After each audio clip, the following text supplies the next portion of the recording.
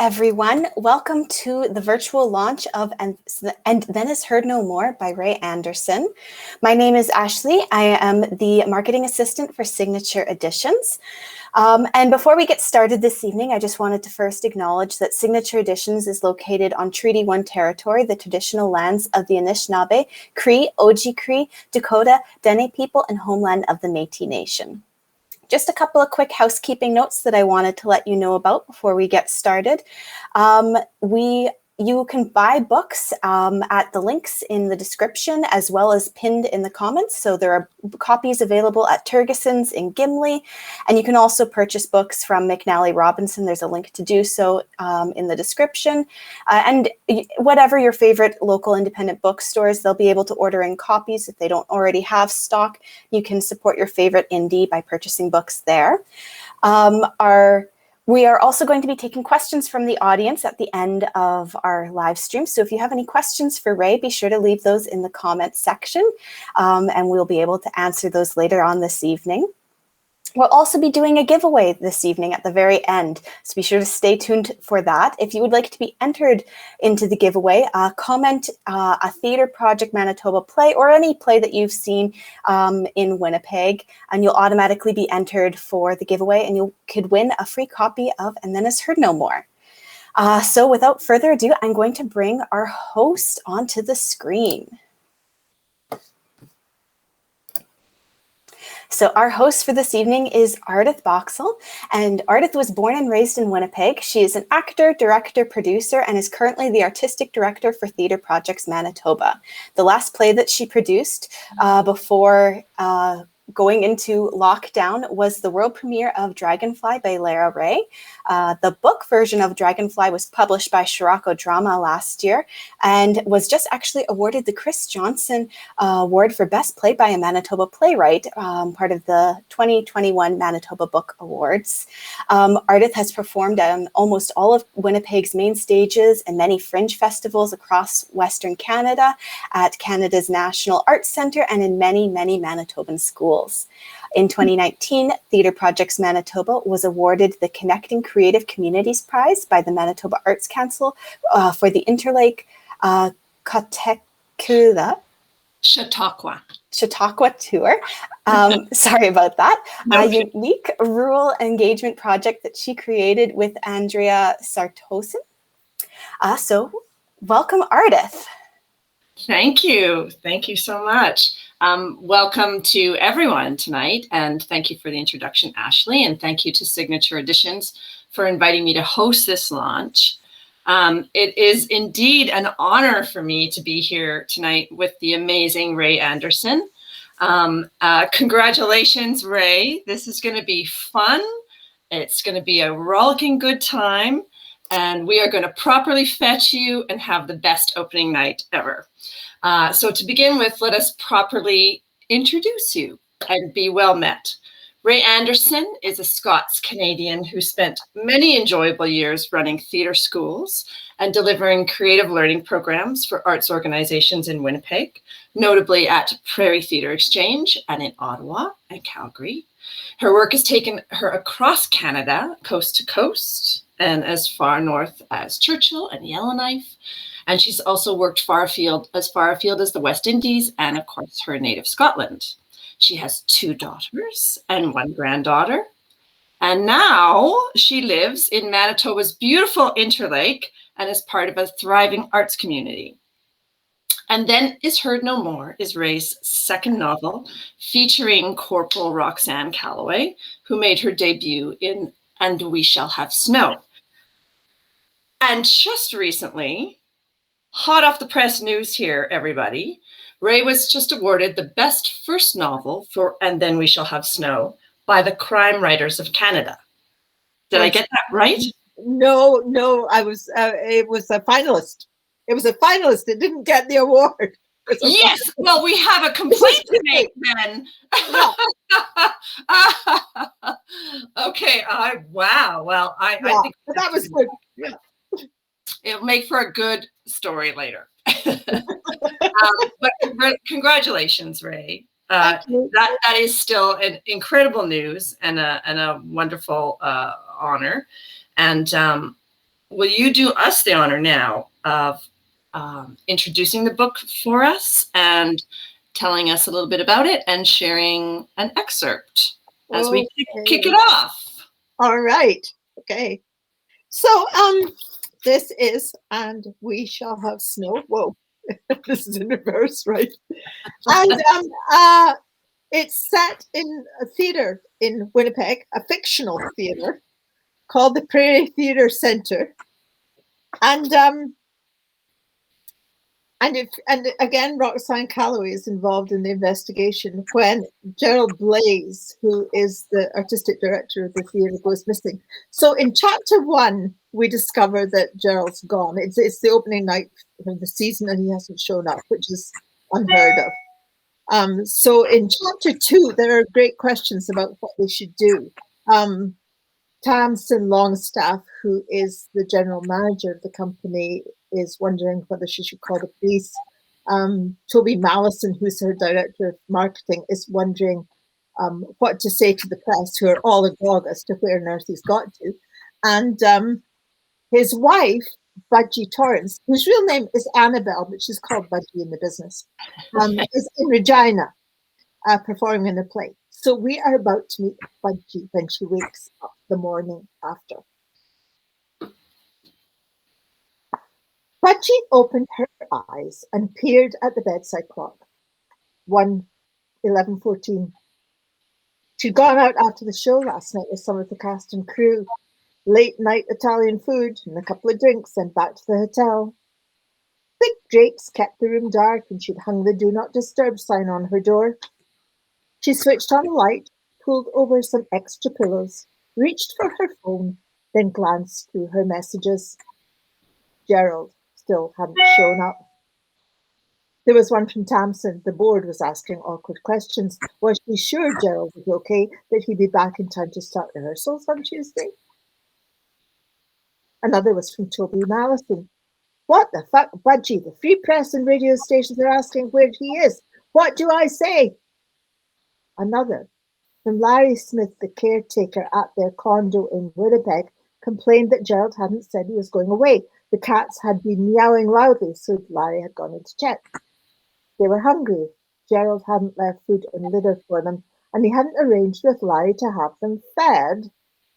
That made her swing her legs out of the bed and sit up straight. Gerald might have taken off in a snit, but not take care of his cats. Never. She padded to the washroom to pee. Then she looked at herself in the mirror. She hadn't taken off her makeup last night before she fell into bed. She looked like an aging raccoon. She put a coffee pod into the machine and pressed the start button. Had she got it wrong? Was Gerald really in some kind of fix? She'd been so sure. She always knew when Gerald had a new conquest in his sights. She could see him start to preen. Sure sign. Took more trouble than usual over what he wore, brushed his hair a lot, had a certain gleam in his eye. She didn't mind. She was used to it. It was kind of cute. Lucky almost. They'd agreed years ago that they would pursue their own amateur interests. It worked for them. She had her own fun. They gave each other some slack. They'd been married close to 30 years and they had each other figured out. The kid from the university, she was pretty sure it was her, she'd watched the two of them together in the kitchen at a party in Tom Dick's house a few weeks back, the girl all big-eyed and adoring, him leaning in a bit too close. It was no big deal. The coffee was ready. She went to the little fridge where she kept necessary supplies, found a carton of milk, poured some into her mug and stirred. She took a sip and sat down at a small round table. Still, she thought, she and Gerald had had a row on the phone last weekend about Macbeth. She hadn't wanted him to direct it himself. Maybe she shouldn't have let him know that. But it was true. He wanted Nathan Simkin to do it. Budgie was dying to work with him. Nathan was young and would bring some fresh ideas for the production. She was sure of that. But no, Gerald wanted the job himself. They both. It was bad enough that he chose Macbeth again. Been there, done that. She was itching to have a go at one of those big roles that had been written for and about men. She'd be a great Richard III. But no, back to the lady, and it was going to be so old hat, who was yammering on about earth tones, organic shapes, all that old crap. She'd seen the designs.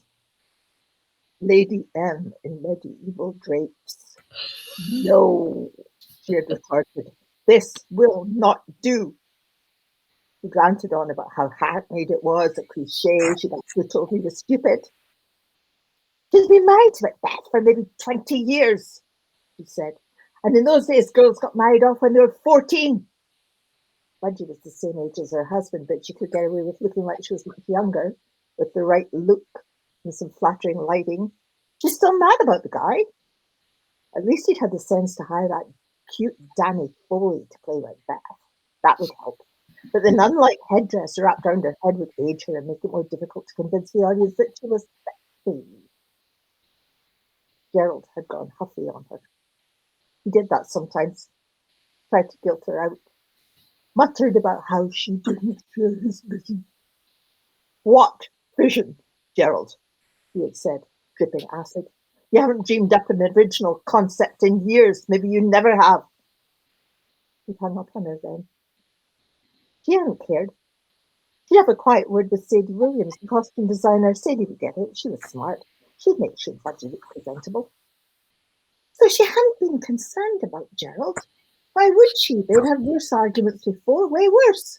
He'd come round like he always did, but no, he'd done a disappearing act. He hadn't done one of those in years before they ever came to Manitoba. And the jobs he'd had were way more precarious and life was more stressful. He'd settled comfortably into being AD at Prairie Theatre Centre. His contract was coming up for renewal this year. Was he worried about that? She didn't know. She hadn't been around much to be able to pay attention. She'd been away most of the summer at the Shaw Festival in Ontario and then back here in Regina. She'd been in Winnipeg for a couple of weeks in August, but that was it. Gerald had never missed the opening of a play at PTC before. Far less the one that opened the season. He loved openings, working the crowd, the festive atmosphere, the excitement. Unless it was possible. He'd have known that Tamsin and Toby would cover for him, and she Budgie would learn to stop him. But go off and neglect to make sure that Arquin and Delilah were provided for? That didn't make sense. He adored those cats. Budgie looked at the bedside clock again. It was now 11:47. Winnipeg was an hour later than Regina. Gerald had been gone a day and a half. Should she call Tamsin and tell her to speak to the police? But what if he really was just off on some stupid dalliance and the press got hold of that? It would cause such an unnecessary scandal. She reached for the hotel phone and pressed the number for room service. She'd ordered breakfast first and have a shower, and then she'd make up her mind.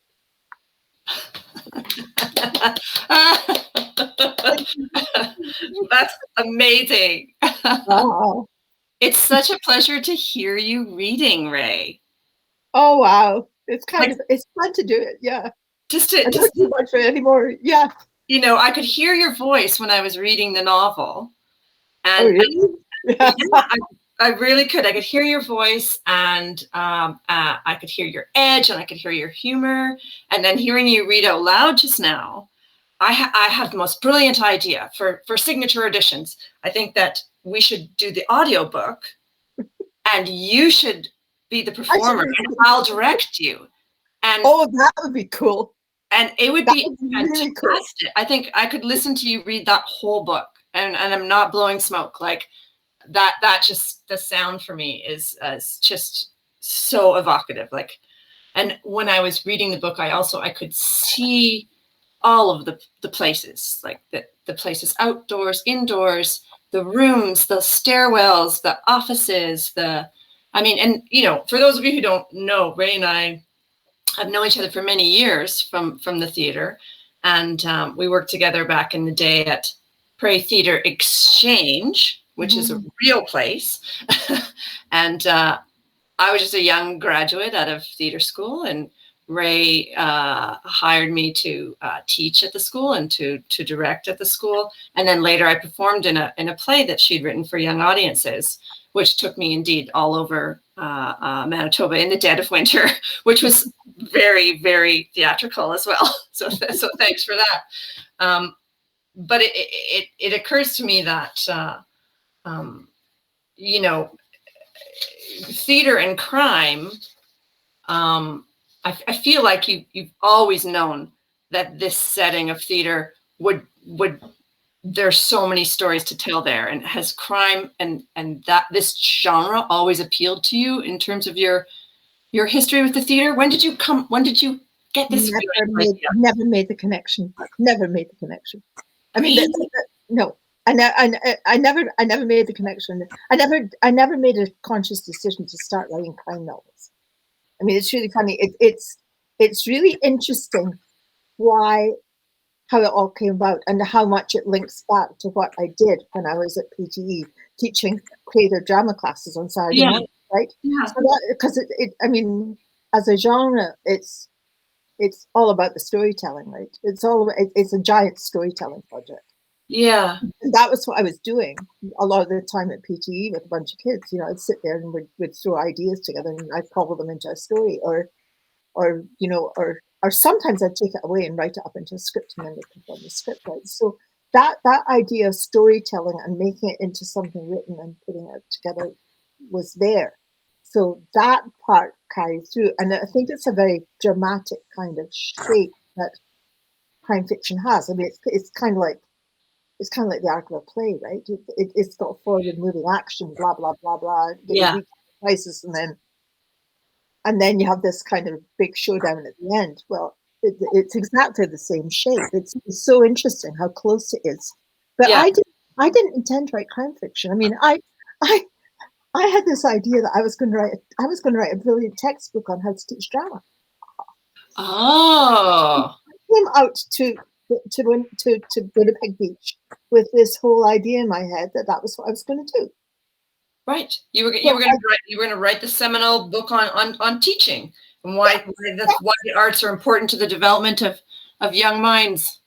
That was one book. One book was about the whole kind of the advocacy piece about how important it is for kids to study things like creative arts and drama, and how drama allows kids to develop empathy and to understand how other people work and to see what happens to people when they behave badly and what happens when they fall in love and break each other's hearts and all that kind of stuff, and how important it is to understand that and know that and to study that, right?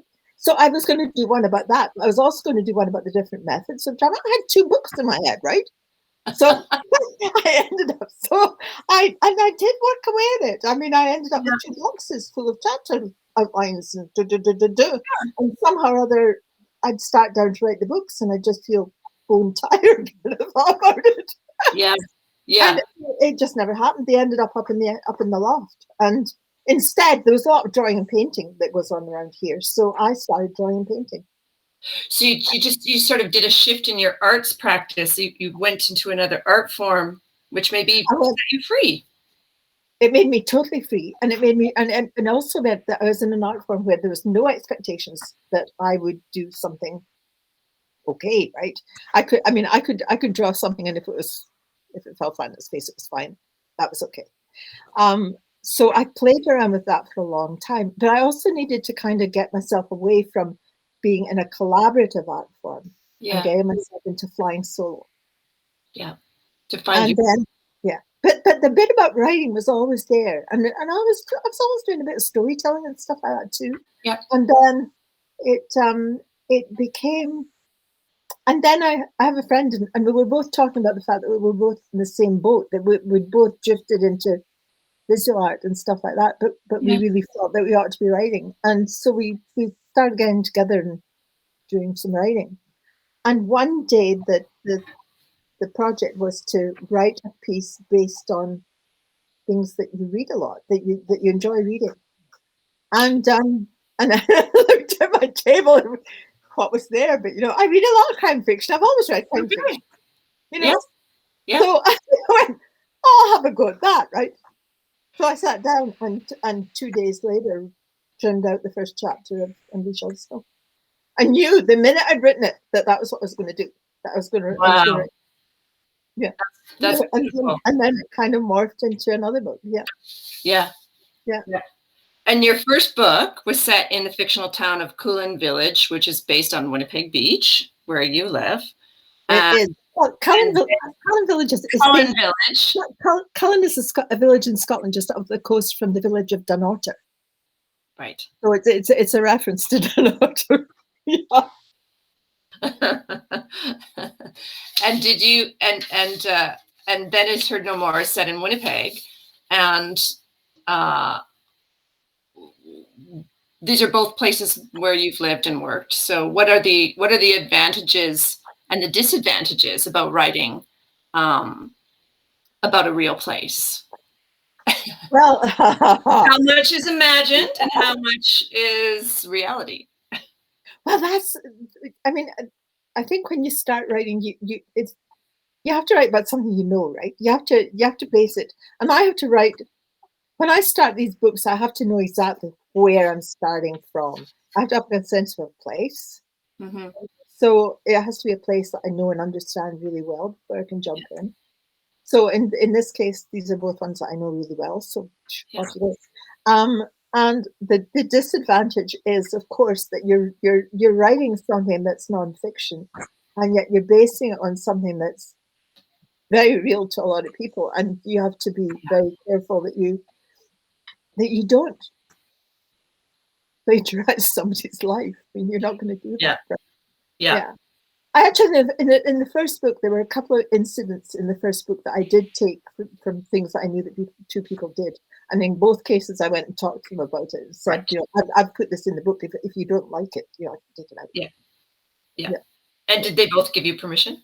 Yeah. It was fine. I guess you would have. Sometimes in the theater, there's it's just like we're taking characters and scenarios and actions and conflicts from people's lives, and there's a fine line that we walk as storytellers, and that's very, and it's exactly the same thing. You just watch even how somebody handles something. You watch somebody typing with really beautiful fingernails, and you kind of go, oh. Yeah. And these are the images. Your book is full of images. For me, as a person who's studied and worked and grown up through the theater in Winnipeg, in audience members who would go to the theater, or parents who would take their kids to theater classes, these spaces, and indeed some of I saw flashes of people that I've known for many years, but it was so beautiful because there would be a memory of, say, the way someone wore their hair, or the way their shoes made a sound, but they would be different. So you are a great collage artist, I think, also with how you. But it just happens, right? You just take this one little scrap, and then it kind of morphs. It's like the characters, right? The characters start sometimes with a kind of idea about something, just an image of something someone did once. Mm-hmm. And then that becomes the germ of an idea for a character. And then that grows into something else. And all of a sudden it takes on a life of its own, and it becomes something completely different. Yeah. Thank goodness. The local theater scene as a setting for this story, to me, also, what I see that you have the guts of all the guts that a really good play needs to have in your story. So your characters, not just, first of all, strong female leads. So thank you for that. Absolutely. So awesome to read a female cop, to read females as the head of the theater, or the head of the departments who are calling the shots all along the way. So I think that is super appealing for readers, is to have that different gaze and that different view. That's just a comment. It's been interesting working with because the whole cop world is something that part of it I have to find out about, and I have to learn about. And it's been one of the really interesting things about this book was that I was going to set it in Winnipeg, but I have a cop who's RCMP, the problem was, how was that going to work? And then someone that I know that advises me a lot about things to do with the police said to me, well, you just have to put the body outside the city and you're Right. okay. A plot device. Yeah. In turn. That was it. Click, I've got the idea. No, but it was funny. He told me that in Winnipeg, and I drove back. And by the time I got back to Winnipeg Beach, I knew how the book started. It was great. Yeah. But the whole business of trying to find out, there's things that you do have to research. So one of the things that's made me really happy is that when I wrote the first book, both people that I consult with about the RCMP got back to me and said, it's great, she's fine, she's completely believable. And I was really glad about that. So I mean, Roxanne is, there's lots of crime fiction where the sleuth is kind of superhuman, right? Or they're super bright, or they're super courageous, or they're super guilt-ridden and angst-ridden and super smart, right. And da da da da. But I wanted Roxanne to be a real person. I wanted her to be a real, just a woman out there doing a job, right? Yeah. Mm-hmm. Yeah. And the other piece of the beautiful guts you need to have in a play that you have in your book also is conflict. Like, there's no shortage of conflict, and this saying in the theater that characters in a tragedy really want something. The characters in a comedy really, really want something.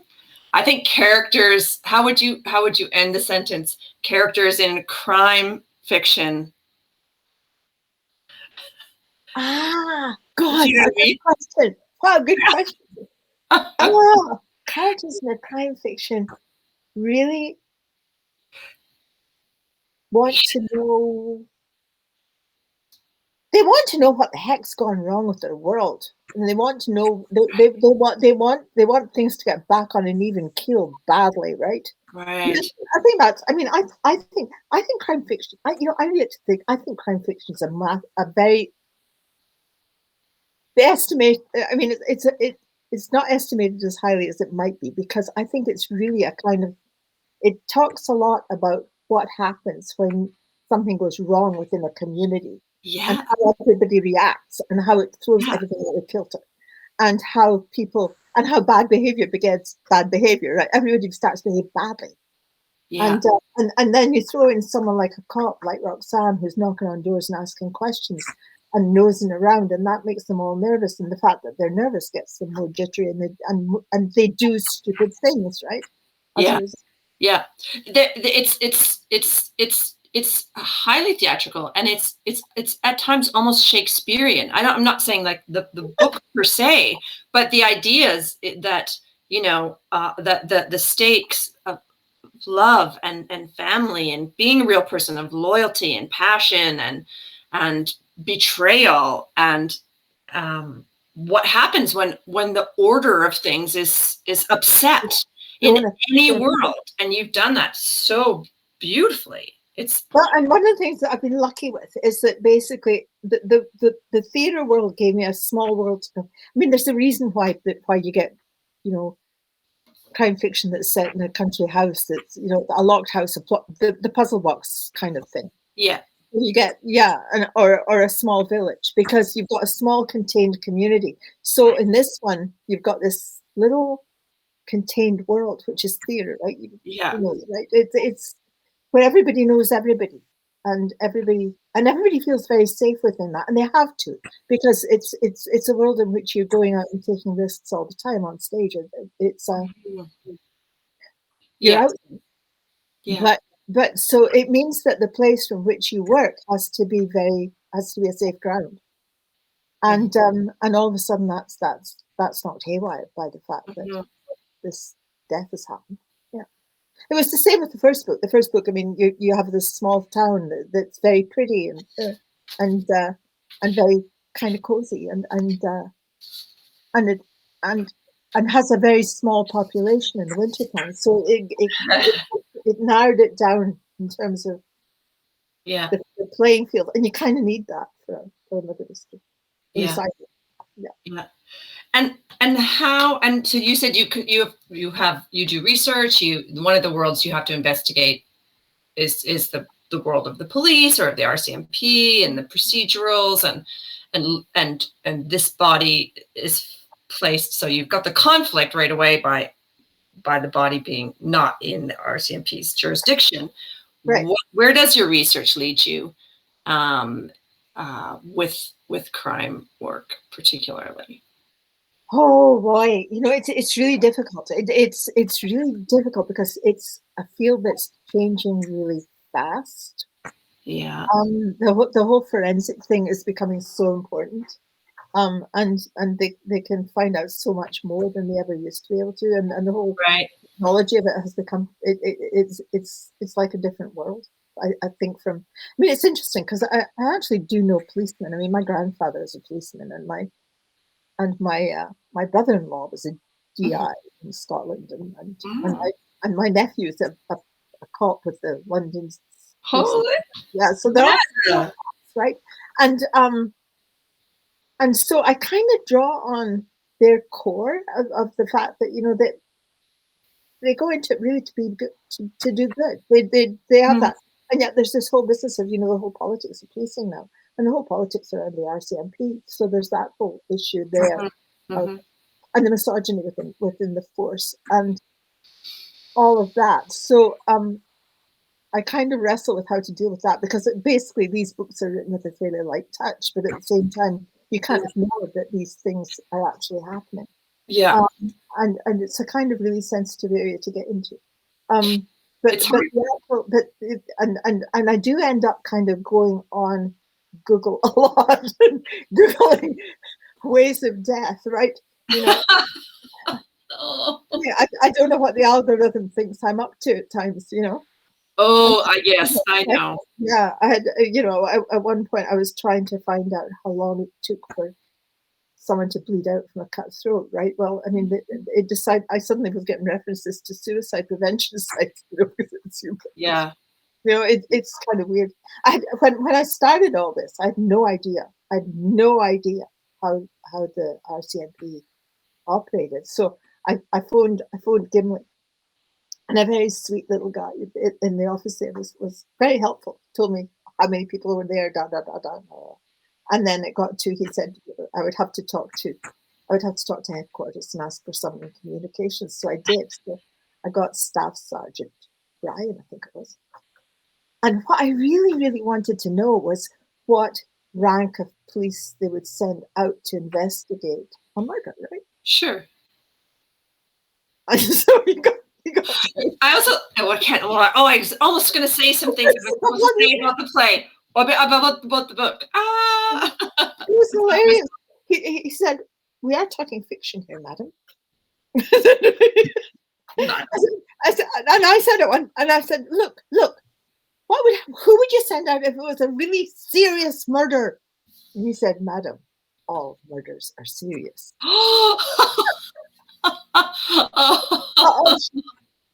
Anyway, and he made a point of getting my name and phone number before I hung up. So I thought, if anybody dies suddenly or in the interview, I have the RCMP on him. Yeah. So but then I discovered, that people, if I can find people who have been in the RCMP or have retired out or something like that, then I can get a lot of answers that way. And they're great. They really are. I have people who've been really, really helpful to me. And so I now have a couple of contacts that I can get a hold of and ask the right questions. But to start with, it was really difficult. Yeah, and just needing to have the consultants who can between Google and the real people, real human beings in the industry to keep your character in the know too, and your character alive. And I don't want to get too deeply into procedurals. Right? I don't want to get into the technology of which sites you go on in order to find out this or that or that or that, which you can do. Right? There's I'm not. I don't want. I want to focus on the people. I want to focus on who is involved in it rather than the what and the why. Mm-hmm. And I guess this question is probably, I guess you don't have to. You've had so much experience in the theater, living and working and attending and teaching and guiding and mentoring. Like it comes out in everything. But did you find coming back and placing your character, your voice and your artistic character now in that setting that you've been apart from, in a way? I mean, it always... It's been a while. I mean, it's been a long time. I mean, it's 20 years since I left PTE. Yeah. Did you feel you had to consult about, I don't know what you would consult about? I actually did wonder. I did wonder if they still used paper scripts in the rehearsal hall. Or if they were all sitting there with laptops. Yeah. Well, there's a combination, right? That all industries change, and from the, you talked about the misogyny, and RCMP, but there are behaviors in the theater, and we probably shouldn't get into this too much, but all our systems are changing these days, and being looked at and examined, and what is so appealing about the theater are some rituals and some things that we hold on so tightly, because they help us understand how our world works, but some that are just so stubborn, and I wonder how it was for you to play around in those rituals and of the theater, and how they felt for you. It was really fun to go back. It was just really, it felt very easy. I mean, it was kind of like putting on an old pair of shoes, right? Yeah. It really was. Yeah. It was. I thought for a while when I started the first book, there was always at the back of my head that I had to write a theater book, that I really wanted to go there. So it was really fun. It took about 6 months to kind of write the big draft of it, and it was like I kind of got to go back and play there for a while, and it was yeah. Mm-hmm. And it all felt very familiar. It just it was funny creating that theater space, right? Because you're saying it sounds familiar, but I mean, I was very careful to make sure that it wasn't exactly MTC, right? It wasn't going to be MTC, and it wasn't going to be PTE. It was going to be a kind of combo, and there's bits of Theatre Calgary tucked in there, and there's. I sat down there and did a ground plan of a theatre, and it was really fun to sit there and draw. Think like I would have thought back in theatre. Yeah. Mm-hmm. What would I have here? What would I do? Yeah.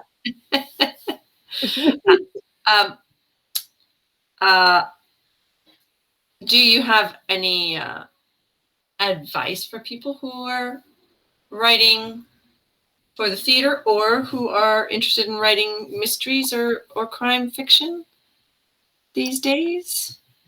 Read this stuff. It's so interesting, because I never thought that I knew how to write a crime fiction book. But the minute I started, I knew, because I'd read so many of them, and I knew what kind of book I wanted to write, because I mean, there's subgenres within the genre, right? I knew I didn't want to write the one about the psychopathic killer, right? I didn't want to have a monster who was stalking people or all that stuff. I find it's really interesting. I find it interesting to put characters into a situation. I'm interested in the character who gets pushed over the edge, because I just find that more interesting. I find it, I mean, to me, that's where the drama lies, that you've got someone who is in a situation who is someone you could know, and the fact that they're good and bad. That it's really interesting that a lot of the Scottish crime writers talk about this, that the fact that good and bad can coexist in people, and that basically something happens that causes that person to flip over into that area where they can do something really, really bad. they're not necessarily doing it because they're evil. They're doing it just because they've flipped into something. Yeah. The negative side of their character. So I find that, so that and that comes from having read a lot, you know. So it probably, you know, the Scots writers talk about the fact that it probably goes back to reading a lot of Robert Louis Stevenson when they were kids, right? And it's Jekyll and Hyde and it's all that stuff. Yeah. But so I kind of knew that the minute I got into it, I kind of the form just kind of fell into place, and I knew I kind of sweated bullets when I discovered that I suddenly had 5 storylines going, and where do they go, right? But I'm not one of these people that plans the book ahead, so it is right, okay. It's totally a storytelling process. So I start off. I know where it is. I know I can start when I know where it is, and I can start when I know where the body is. Okay, so it's like you have the location and you need the inciting incident, and then you have your characters and you go. And then I go, and I don't know anything at that point. That's all I know. So I don't know who the characters are. I mean, so and it all kind of gets made up. It goes along, right? And you don't know. So you don't know who done it. No, I don't know who did it. I mean, so there's lots of crime writers who don't work that way. There's lots of crime writers who think the whole thing through, plan it all, have it all mapped out on the wall, you know, have sticky notes all over the place, have it all figured out, and then sit down and write the thing straight through. Me, I write a bit. I go for a walk. I think about the next day. Think about what you've done. And things change, right? Roxanne Calloway did not start off as Roxanne Calloway. Roxanne Calloway started off as Madeline Lamont. Madeline Lamont was francophone and had curly dark hair. Oh. And then I was reading a Louise Penny book, and darn it, does she not have a Madeline? I was in the Sûreté, and I thought, well, I can't do that. So she needs another name. And then I kept thinking of other francophone names, and it wasn't happening. And then I woke up at 3:00 one morning, and there was Roxanne Calloway. I mean, and where that name came from, I have no idea. And there she was. She was skinny and she had red hair. Yeah. Wow. You know, so it really, it's a very subconscious kind of process, you know? You just, and that's when the good stuff really happens. It's when you it's when you sit down to write and you think you know what you're going to write today, and suddenly the story goes off in another direction. It starts writing itself. Often in the theater, we talk about with playwriting and in the development of new plays, and it's a common refrain. Like, endings are so hard, and playwrights are notorious for for not committing to the end of the play for a really long time, because once you've made that commitment, then you can't go back and change it. And often you don't know what the end is until you've worked your way all the way through. So and again, some writers will, fiction or playwriting or whatever they're writing, will say, no, I always knew what the ending was. But as many will say, oh, I never know, and I can't write the end. And they'll just you have to almost like handcuff them to the desk, or handcuff them to the seats in the rehearsal hall and be like, come on, we gotta get to this, It's hard though, Alice. It's hard to end, and part of it is that once you end it, you've got to let it go, right? And you've lived it for such a long time. It's hard to let it go. But it's also, there's something about writing in that way for me that works, because if I don't know what's going to happen, it keeps pulling me on. So if it's pulling me on, then it's going to hopefully help. If someone that reads it will be drawn along, that and if I don't know, if it's got some surprises for me, then it's maybe got some surprises for the reader. That's a good thing, right? I mean, I didn't know until I think 2/3 into this book who had really done it. I had some ideas, but I didn't make up my mind until very close to it. I absolutely loved not knowing who it was, it not being obvious to me. and to go along on that journey in a sense with all of the characters, the ensemble. Like you have the whole ensemble of not just the play that's being rehearsed, the play that's trying to be rehearsed, the most unlucky play in the history of theater, the Scottish play, which I can say here because this is not a theater, Macbeth. And you chose that as a play that was surrounding all of those who worked and lived and played in that building. But it wasn't going to be. I mean, when I started the book, it wasn't Macbeth. It was Tempest. I was going to write about the Tempest, and it was all going to be about illusions and magic and the fact that you couldn't trust anything. You couldn't. Everything was mirrors, and I was going to play with that. And then I got to the point where I was thinking about a title, and I couldn't find a good title. I mean, there's not all that much in The Tempest that's really good for a crime fiction. You know, there's this magic that's been used. I mean, everything that's been in Tempest has been used. And then I thought, Macbeth. And then I thought, wait just a minute, this kind of fits, right? I mean, there's blood and daggers. Yeah. And then I can play with the unlucky play bit, and then I can play with the I can play with the characters being kind of like, I can't talk about this, so I'll do. I know. Yeah, how the characters kind of work with the characters.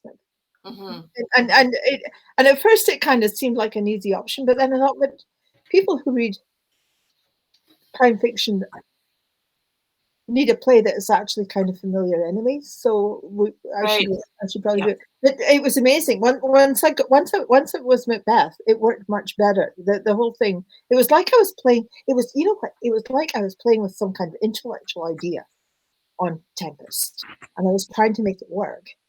And then the minute I made it Macbeth, I just kind of relaxed into it. Yeah. And it just it made it much easier. Yeah. It's a beautiful. It's a wonderful framing for the ambitions of people in the theater, of murder most foul, and I'm being careful too, but I think that'll be really enjoyable for people to, because the language comes back to us. The language comes back, and then and there's so many lines in Macbeth that are familiar. I mean, there's just some common usage, right? And sometimes it's downright scary, and then sometimes it's just so wonderfully comical, you know, because that's where we live, us theater folk. That's where we live, and that's where everybody lives. I mean, it's so funny, right?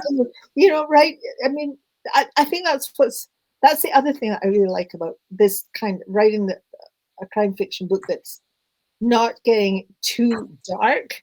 That is the fact that a lot of things that people do when they're under stress are really stupid, right? And they're really funny, and they really are funny. Yeah. You know? And they say really funny things, you know, and the theater gave me such a great license to play with these, you know, I mean, Budgie's a diva, right? And it was just so much fun to play with that diva.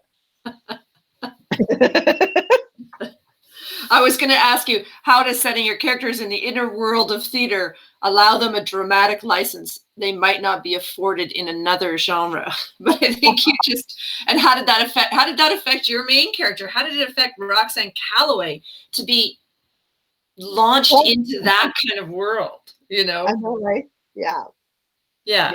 Like, because she is such a real person. Yeah. She's such a real person, and it's completely unknown to her. She hasn't a clue. And she has no idea if they're telling her the truth. And I mean, they tell her that. I mean, there's the kid that says to her, you know, you can't believe a thing anybody's saying around here, you know, or words to that effect, you know, and it's true. I mean, but the truth of the matter is, in theater, everything is utterly true, right? Yeah. And that's what it rests on. It's the fact that, you know, you build up this story, but inside the story, everything is utterly true.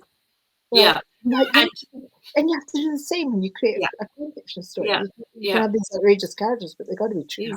And lies are true. Mhm. You know, Mhm. because it's false. It's created and Mhm. recreated and created and replayed and redone And people tell lies for reasons, right? They tell Yeah. reasons. It's back to that kind of, what does the character want, right? yeah. They tell lies because they need to get something to happen or something Yeah. to occur, and they do it out of need. Yeah. And that need is very real. Yeah. They Mhm. really, really, really, really, really want something. Yeah, they really, really, Yeah. really want Yeah. something. And Yeah. yeah. Yeah. And yeah. So back to that question, they really just want to get back to doing their play. The show must go on. The show must go on. No matter what. Yeah. Really? Okay. I mean that is one of those. Yeah. Yeah. It's true. Yeah. The things that drive people. Yeah. But it's it's I mean it's really funny to find out. The other thing that's been really funny is to find out that how people like you and me can switch genres. I mean we can.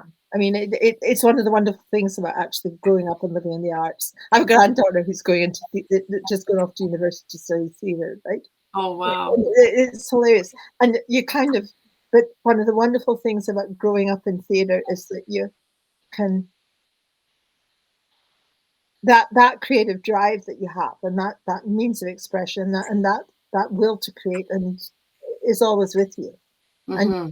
And even when you're not, I mean, I'm not practicing theatre right now, but in a way I'm practicing theatre in my own head. So it just switches gear, and there's other ways of expressing it, and we can shift gears. There's so many actors who sing, and and write. And You take it with you. you take it with you. Take it with you. Yeah, that's what we should share with the world. What's next for Roxanne Calloway? Roxanne, the third book is going to be set in the Interlake again the following spring during flood season. Woo! So there's lots of water around, and there's a body in a ditch, a half frozen ditch. Oh, I'm so excited by that now. I think I think this is great summer reading too. Like you've whetted my appetite completely for these stories, and I look forward to going back and reading the first one and then reading the second one out loud. I won't be as good as you, Raye, but I'll read it out loud to those in my house. Because I do read them out loud. I mean, I actually do. I mean, I think that's one of the things to make the language flow. Mm-hmm. Before I finish off on a chapter, I read aloud. Yeah, I think audiobook of you reading it is a really good idea. I think we're getting towards the end, and we're to see if there are questions from folks that have tuned in. Yeah, so there's one question so far. If you haven't already, do pop your questions into the comment section or enter our giveaway. Be sure to do that. We've got a couple of people that have entered so far, but there's still time, so quickly type that in. But our first question from the audience is from Shelby. And so she wants to know, did you enjoy writing about places familiar to you, or was it challenging? It was really great because in this case, I chose places that I really love, right? And it's, I mean, I actually love winter in the Interlake. I think it's absolutely gorgeous out here in the winter. It sparkles. It's just, a day when it's 30 below and the sky's bright blue and everything's twinkly out there is just gorgeous. And there's no wind, right? So I really loved my years in theatre. I mean, I think I was really privileged to be able to work in theatre for all those years. So, I mean, going back there was just kind of going home again for a while. It was great. I grew up in Scotland, and I have a thing that I'd like to write a Scottish play. That's so again, it's going back to places that I like to hang out in. Even the weather is a brilliant character in your book. Just that whole Thanksgiving weekend. What the weather on a Thanksgiving weekend, if anybody thinks about that, it can be so varied, and you can tell the difference on day to day, and the weather's going to change over the course of 4 days. It is so you capture that like it's like you've lived my life or something. Like I know what the weather feels like and smells like, and the way the snow feels, and the feeling you get when it's changing rapidly, and you have to be in anticipation of that. It makes your nervous system kick into gear. That's really exciting. It's really, and it was, so I mean, basically it's this book, and We Shall Have Snow, is a kind of fall book. It's my October book. And the next one's a spring book. I thought I was going to write a summer book, but it's a spring book. But I think there has to be a summer book. Yeah. There has to be a summer cottager book. So it doesn't look like there are any other questions so far. Oh, there's another one. Deb wants to know, Gimli, Scotland, Winnipeg, which of these locations elicits crime scenarios the most? All of them. All of them. All of them. I mean, I mean, I don't know that any of them are more than the other. I mean, I'm going to end up doing a lot around the Interlake, because that's where I've placed this series for now. At least certainly in the first 4 books. So the first 4 books are going to be the 4 seasons, right? Really, I think, and they're going to be rooted here. Except, that I did take that one into Winnipeg, but the other 3 I think will all be in the Interlake, and I think they all have the potential. I mean,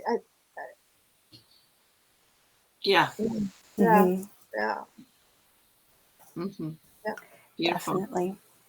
Do we want to do our giveaway draw? We've got a couple of people that have entered. Anybody last minute want to quickly enter?